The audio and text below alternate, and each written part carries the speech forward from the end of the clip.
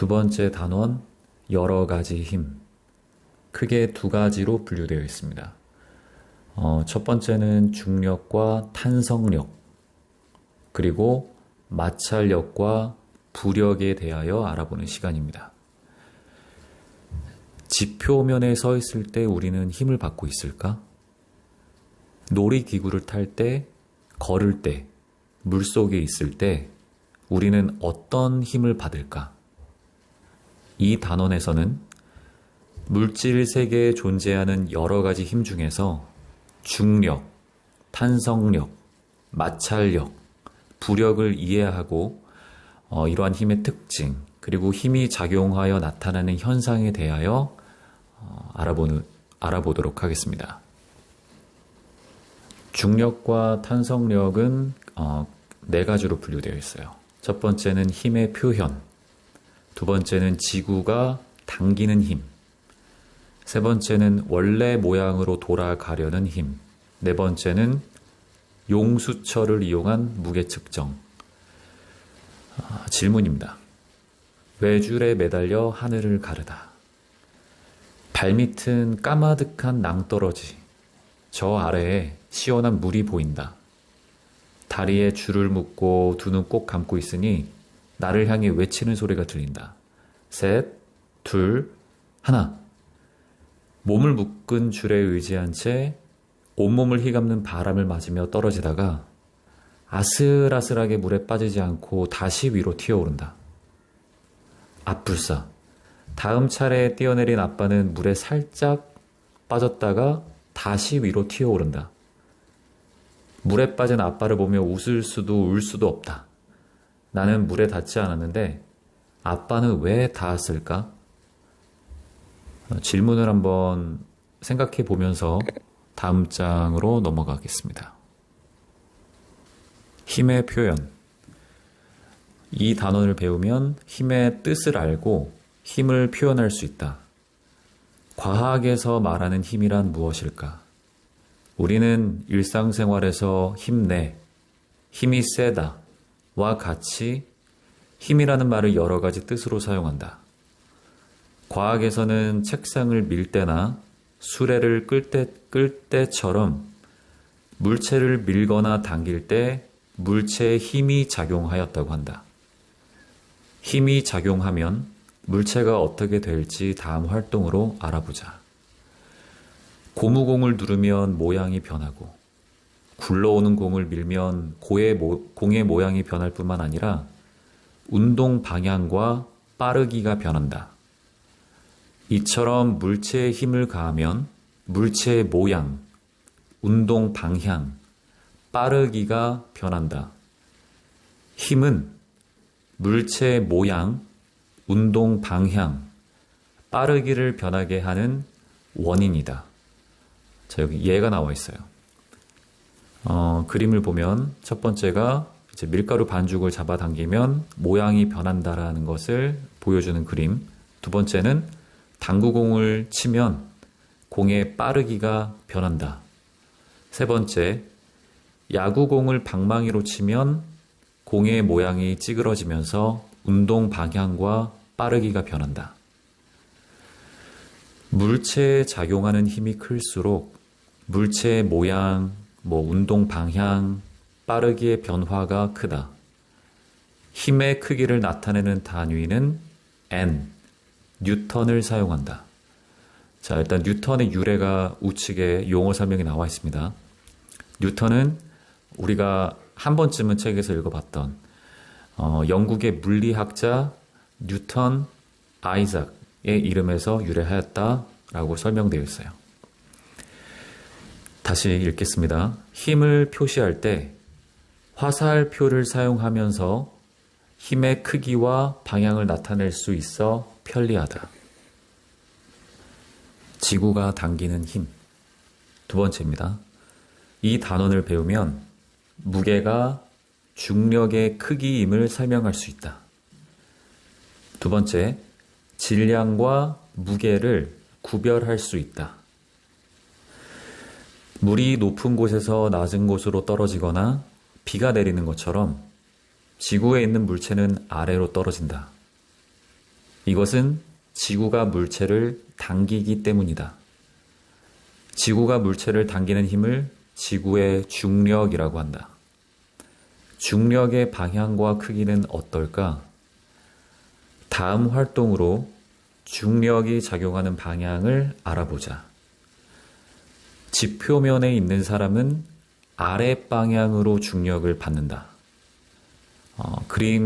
우측의 그림 보이시죠? 지구. 이 그림과 같이 사람이 집 표면 어디에 있든지 중력은 아래 방향으로 작용한다. 이처럼 중력은 지구 중심 방향으로 작용한다. 우리가 물체를 들어 올릴 때 무겁거나 가볍게 느끼는 것은 물체마다 작용하는 중력의 크기가 다르기 때문이다. 무거운 물체일수록 중력의 크기가 크다. 물체에 작용하는 중력의 크기를 무게라고 하며, 무게의 단위는 힘의 단위와 같은 N, 뉴턴을 사용한다.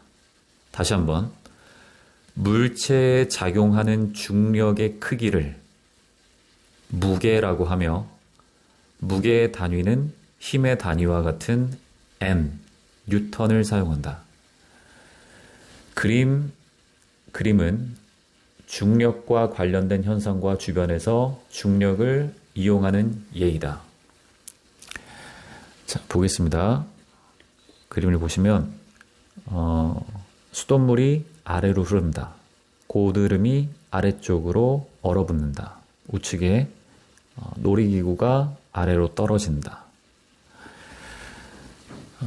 자, 이 우측에 질문이 나와 있어요. 진공 상태인 곳에서는 중력이 작용하지 않을까? 진공은 공기가 없다는 뜻일 뿐 중력과는 관계가 없다.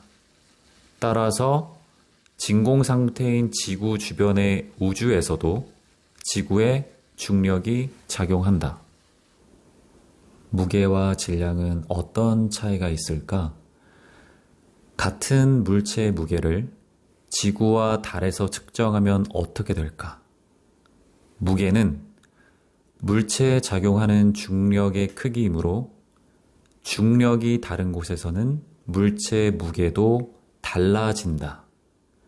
달의 중력은 지구 중력의 약 6분의 1이므로 달에서 측정한 무게는 지구에서 측정한 무게의 약 6분의 1이 된다. 이처럼 장소가 달라지면 물체의 무게는 변한다. 무게와 달리 장소가 달라져도 변하지 않는 물체의 고유한 양을 질량이라고 한다. 질량의 단위는 킬로그램이나 그램을 사용한다. 다음 활동으로 양팔 저울이 측정하는 것이 무게인지 또는 질량인지 알아보자. 양팔 저울을 이용할 때에는 질량의 기준이 되는 추를 사용하는데 물체와 추가 균형을 이룰 때 물체의 질량은 추의 질량과 같다. 예를 들어 양팔 저울에 올려놓은 물체가 질량 1kg인 추와 균형을 이루면 물체의 질량은 1kg이다. 다시 한번, 양팔 저울에 올려놓은 물체가 질량 1kg인 추와 균형을 이루면 물체의 질량은 1kg이다. 이 양팔 저울을 달에 가져가도 물체와 추의 무게가 줄어들어 물체는 질량 1kg인 추와 균형을 이룬다. 따라서 양팔 저울을 이용하면 질량을 측정할 수 있다. 한편 무게는 용수철 저울이나 체중계를 이용하여 측정할 수 있다. 자, 다시 한번 읽겠습니다. 혼동될 수 있어요. 양팔 저울을 이용할 때에는 질량의 기준이 되는 추를 사용하는데, 그러니까 추가 질량의 기준이 된다는 겁니다. 물체와 추가 균형을 이룰 때 물체의 질량은 추의 질량과 같다. 예를 들어 양팔 저울에 올려놓은 물체가 질량 1kg인 추와 균형을 이루면 물체의 질량은 1kg이다. 이 양팔 저울을 달에 가져가도 물체와 추의 무게가 줄어들어 물체는 질량 1kg인 추와 균형을 이룬다. 따라서 양팔 저울을 이용하면 질량을 측정할 수 있다. 한편 무게는 용수철 저울이나 체중계를 이용하여 측정할 수 있다. 지구 표면에서 질량 1kg인 물체는 물체의 무게는 약 9.8 뉴턴이다. 질량이 큰 물체일수록 지구의 중력이 크게 작용하므로 무게도 크다.